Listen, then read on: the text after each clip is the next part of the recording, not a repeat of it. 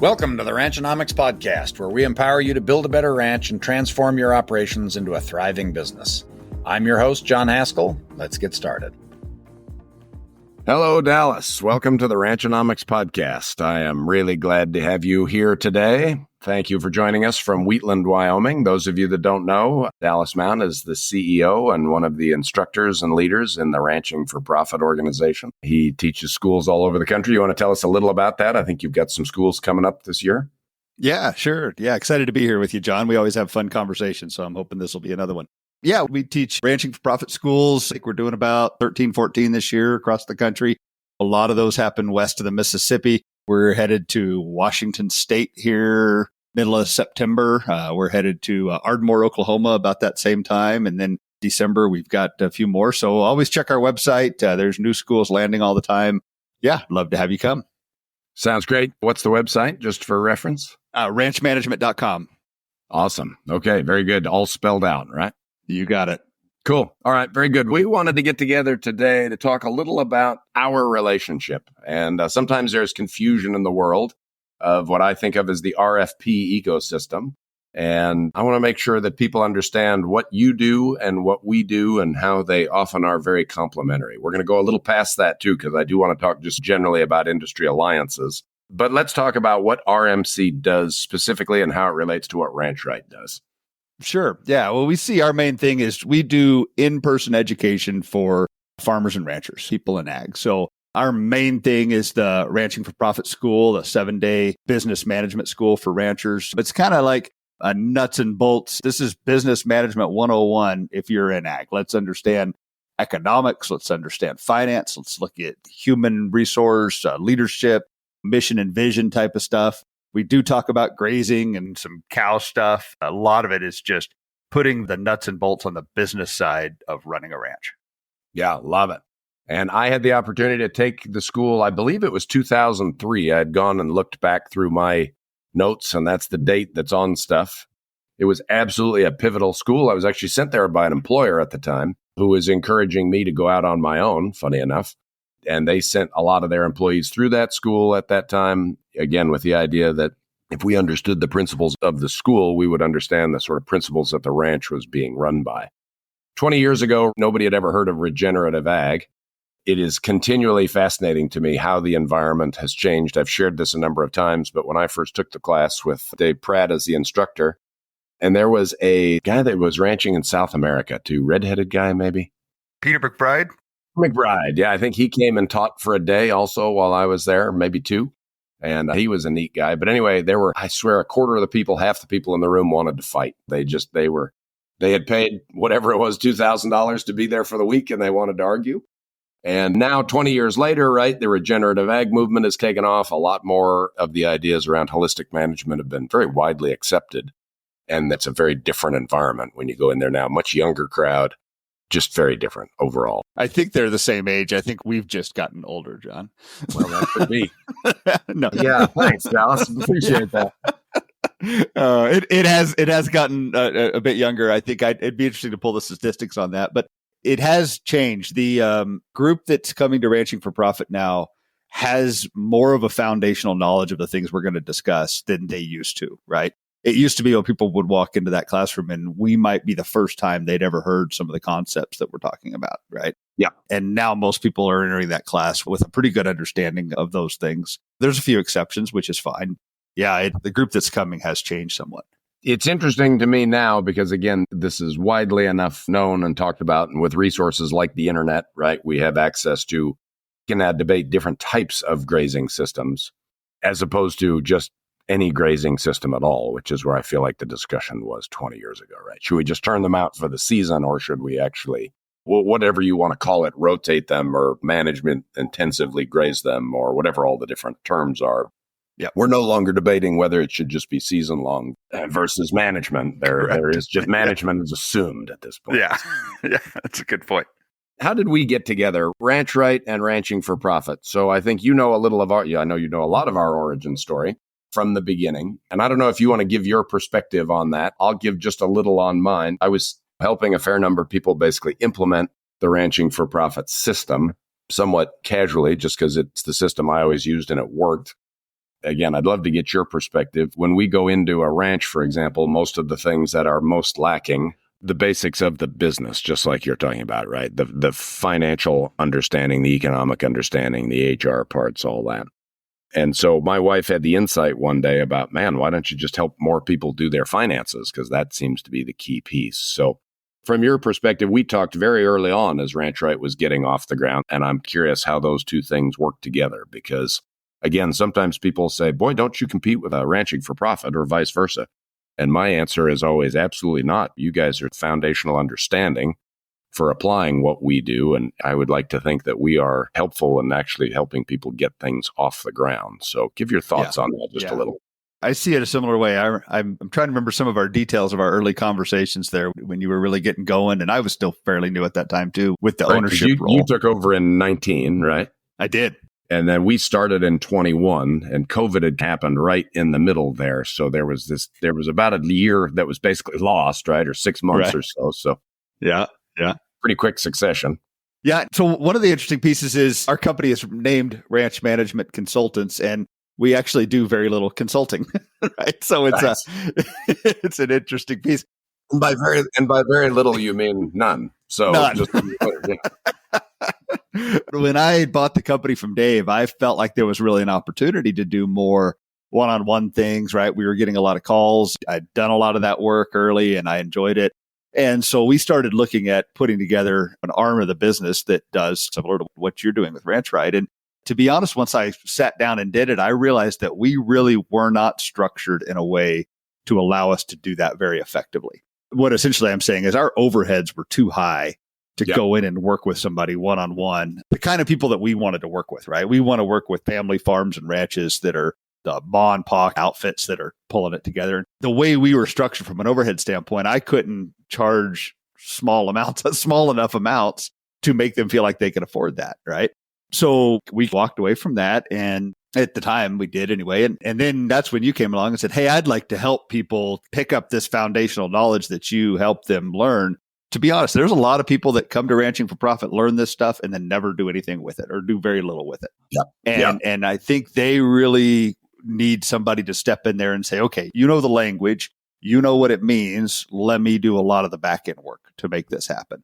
And so that's where I saw you guys coming in, and you could take the people that we were training. Okay, these financial economic reports, what do they mean? How do I look at them? What is the basics of this? But in terms of the nuts and bolts of, okay, sitting down and running gross margins on your enterprises and figuring out this stuff, I mean, let's be honest, there's a handful of people that are never going to create the time to make that happen in their business. So if you guys can backfill that hole and then provide another set of eyes to interpret that as well, I think that's really valuable. So that's where I see the two of us lining up is we give them the foundations. We give them ABC 1, 2, 3 of, hey, this is what this thing looks like. And now a lot of people are willing and able to pick that up and do that themselves and provide that leadership. But then there's a handful of people that would rather hire that part out. Yeah. And another key insight that came to me that really came from a discussion with Derek Schwanebeck, funny enough, during an EL meeting up in Billings, prior to us really getting off the ground, was this idea that things like bookkeeping work are not what be work. Coding receipts is working in the business, whereas thinking about what to do with once you understand your financials, that's really the working on the business part. Yeah, you got him. And Derek obviously is a huge advocate for your program, right? He's a facilitator in the EL network, and I think you guys are fairly close. Yeah, amazing guy. That's one of the awesome things we get to do in your network and our network is we get to surround ourselves with people who push us. Yeah, Derek's one of those guys. He'll just grab something from outer space and in it comes, and he's like, "Are we thinking about this?" Right? Yeah, I love it. Every conversation with Derek is a chance to go home and challenge your thinking on something, right? Yes. This brings up sort of another piece, which is there is a whole sort of ecosystem of people in the world of ranching for profit, many of them ranching for profit graduates or somehow affiliated with your program. They've taken the class, but then they've maybe stayed affiliated in different ways, who are all both advocates for the program and help other people be successful in their business. And so Walter Lynn is one who obviously had a great deal of influence on what I am doing, the accountant. He grew up on a farm in Illinois, took RFP and had been exposed to some of the other regenerative education programs around, and it really changed his thinking about how to run the business. And I don't know that I've ever, trying to think it now, I've never heard Walter not recommend the RFP school, right? The same with Wally Olson, right? He talks specifically about marketing and sell-by marketing in particular. And when you look at his history of managing the Kelly Ranch as an example, the RFP principles that he learned, and he and I and Walter had gone to the school earlier, but we were in a 5 to 10 year period there in the late 90s, early 2000s, where we all ran into each other. And I know there are other examples, right? There are people who have benefited from the RFP program and applied it, and then have turned around and tried to help other people do better as they apply it. Because it is, I don't mind saying, I leave the 7-day class, even to the revisit I did a couple years ago. After 7 days, it is like drinking from a fire hose. There are a whole lot of components a person has to put together in order to be successful. Yeah, the ecosystem, the network is pretty incredible. And I think that's probably one of the things that keeps me so excited about doing this and staying connected. I'd almost hate to start naming names of individuals and groups because I'm going to leave somebody out that's really influential. The EL group that we get to work with is what keeps us challenged and relevant in that space, right? Of people we've got 140, 150 businesses in that right now. So we're working with them who are implementing this stuff and having successes and having challenges. And then that forces us to reevaluate what we're doing.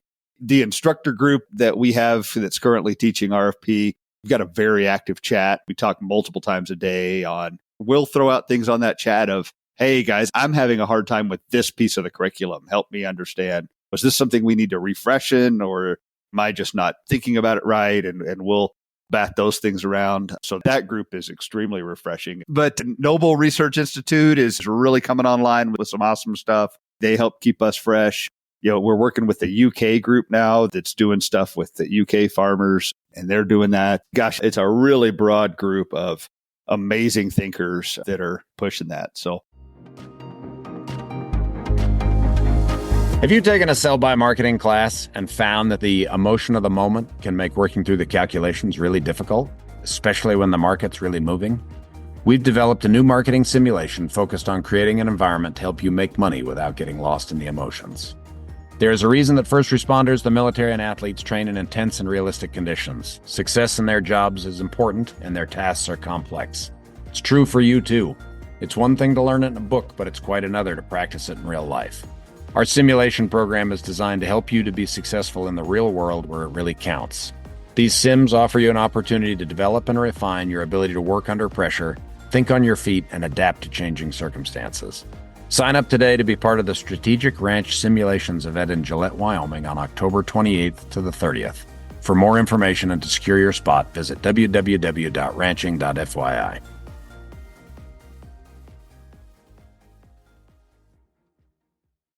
it's interesting that people have sometimes a negative connotation towards having disagreements. Right. I know you and I have talked about this, but being able to disagree in a healthy way. And I think you use the word disagree without being disagreeable. Is that the word you use? Exactly. Yeah. All right. And I stole that. So please don't. That's Okay. not quoted from me. Right. I really enjoy that kind of dynamic of, hey, let's challenge this stuff. Let's take it apart. Let's examine it. Is this really, and it helps you really develop your thoughts around something, right? If you get that. And I think there are lots of ways to do that. And that is something I feel like culturally right now, we just need more of that, right? Let's talk about the things we disagree about, but let's stay friends, right? You and I have been friends for a while. We don't have to agree on everything. Yeah. But because the one thing we really agree on is what our purpose is. There are places where there may be space between us in very specific topics. One of the things that's fascinating about RMC and Ranch Right is that we have a very similar mission. Right. There would be, I don't know what the percentage of overlap, but let's call it 90+% overlap in mission. And yet we have chosen a different way to work with a customer. And I think it really carves out and demonstrates a very important principle of how to run a good business. You know exactly who your customer is, and you know exactly how you're going to serve them. Yes. You are not trying to be all things to all people. You are not trying anything and everything. We are the same. We have both chosen a very narrow niche. And I think about each of us living at the sort of bottom of a very narrow valley where this is our niche and we live right here in this 10-foot wide space. Yeah. And you have the same thing. And I think when a business understands what their niche is, who their customer is, and what their purpose for existence is, it gives a tremendous amount of clarity and increases the ability of us, for example, to work together. Right. Yep. Couldn't agree more. I've been sometimes you want to say, well, maybe they should be my customer too. Maybe they should be my customer too. It's sometimes you go over there and you try that, and then you're like, no, I know why I don't want to work with them. These are my customers, right? We've been down that road a few times, and the more I come back to it, the more I'm like, I really enjoy working with this client. This is who I want to serve. How do we do an outstanding job of serving them? Yeah, right. And that brings up one last point, which I think is really, or maybe not a last point, but another point, which is we can continually improve how we serve that particular customer, right? There's almost no end to the improvement that can be made. And if we're willing to stay focused on the same customer, for example, how can we continue to do this better? I know you think a lot about, for example, teaching and how you deliver content better, right? How do we help those people that aren't applying the principles of the school? How do we help that happen more? Because we know it benefits them, right? Yep. Absolutely. So as I think about how you and I have been working together over these last few years, I think it's healthy to have people that are in the space that are paralleling you. You guys, with your work, you're working at a very deep level in some of these economics and finances with people, and you'll come back to us with, hey, here's a piece that we're finding is really helpful. Like I remember a conversation you and I had not too long ago about our 3 secrets look at reducing overheads, improving gross margin per unit, and increasing turnover. And I remember you going, we need to look deeper into this gross product thing because there's such an opportunity here. Now that is part of gross margin per unit, but we were probably downplaying that opportunities in gross product, right? So you brought that to us, kind of slapped me in the face with it in a friendly way. That's been additive to our curriculum and the way we deliver that and the way we look into it. And I hope we're able to do the same thing for you. Absolutely. 100%. The back and forth is terribly valuable. And I don't know many ideas that don't get better with good debate. How does more discussion make an idea worse? The only way would be if it diluted, again, the original purpose, which I think we're both committed to not leaving. Yep. Good. I want to add another piece to this, and this is indirect, but I think it goes with this. You and I have been reading a book called Made in America by Sam Walton. Sam talks about competition. Now, as we've said, I don't feel that you and I compete with each other, and our businesses don't compete, but we do like to wrestle with ideas. And Sam talks a little about that. Do you want to share kind of some of his thoughts? Yeah, I'm maybe a third of the way into the book. I've really enjoyed it. It's incredible to hear him tell his story. He's humorous to listen to. It's fun. So he talks about when he was getting started, he would spend a lot of time there was a store across the street, right, that was doing similar things to him. And he would go in there and he would look at the way they had the display set up, right? He would look at these kind of things. And he was getting his butt kicked by this other store, by the way. Yep. They were, I think, triple the gross sales that he was. And so he was trying to figure out what they do. But having a competition makes one stronger. Yep. I don't see you as competition, but there's other people in the space that I work in. And thank goodness there are, because if we were the only one, we could set the bar pretty low and not do that. So I think it's fun to go walk around the aisles of what other folks are doing. And maybe there's some things they can learn. One of the things he said, this is fast forwarding in the book a bit now, when Walmart is successful and he's got a senior leadership team, is he said all of his guys would get together and they'd all talk about what the other stores are doing wrong. And he said, I'm less interested in what they're doing wrong. Yep. I want to know what they're doing right. Yep. And I really liked that part because it's so tempting. It makes you feel good to go over and look in their store and come back and saying, oh, those guys are idiots, right? Look at all this stuff they're screwing up. Well, for the ranchers listening to this, it's like walking around the neighbor's place, right? And you can walk around the neighbor's place and go, well, they're an idiot. They're doing this and doing this and doing this. But maybe change that thinking and say, what's something they're doing right that I could adopt? Yep. What are some things from the book that stuck out for you? Well, just the same. And the fun thing is Walmart gets a lot of bad press on that. And what's amazing to me is how pure the motive of Sam Walton really was. Sam Walton was all about providing the best deal for his customers. And he hammered on his own executives. He hammered on his competition. He hammered on vendors to do that very thing. And what's so cool to me about it is there's a part later in the book that I don't know if you've gotten to where he basically outlines like, hey, if I was a small town retailer and Walmart came to town, Here's what I would do to absolutely beat the pants off Walmart. One of the things he did not advocate was going head to head with Walmart. So if you're a small town retailer, the thing not to do is do exactly what Walmart does, right? Don't try to beat Walmart on price. But he talks very eloquently, I think, about the fact that there are a lot of other ways they can beat them, right? When people go shopping, they don't just shop for price, although price is important. Quality of customer service experience, variety of offering, that sort of thing. And he cites specific examples, and there are some quotes in that book of small town retailers who saw the benefit of having Walmart move in, because Walmart often created more demand for their products if they were differentiated properly, right? So I think one of the things he used was like the sewing department. So if you had a small town craft store and Walmart moved in, well, Walmart's going to carry a small number of the most common items, but they're not going to do Hobby Lobby, right? They're not going to have that whole piece. And he talks about the good relationship he has with a number of those types of stores, or his salespeople would say, yeah, you need to go down the road because they have a much better selection of X. I thought that was great. I think the idea of competition, of discussion, of debate all go together, that if we are clear in what our purpose is, then those disagreements allow us to try to be better. You and I both would like to see more people actually implement the principles of being successful in their ranch business. And I think we come at it from a different angle. I know you make our customers better. I would like to think that we make your customers better, and that ultimately we get to a point where more people are able to be successful. Yep, 100% agree. Cool. All right. With that, if there's anything else we need to talk about, let's wrap it up. Again, I want to emphasize your website is ranchmanagement.com, correct? Correct. That's us. And Yep. people can go there for the class schedule. If you have not taken a class, definitely worth doing. You have to make time to do that. If you have not been in a while, it would be a great idea. I agree. Your new sort of cadre of instructors are incredibly powerful people. And it is also fun just to hear how someone else presents the same material. Melinda does not talk about it the same way Shannon does. Shannon doesn't talk about it the same way you do or Derek does or any of those. So hearing different people teach is really it's a great strength. Cool. Thank you for that. Thank you for tuning into the Ranchnomics podcast. We hope this episode helped you win today. If you enjoyed this episode, please subscribe and share it with a friend.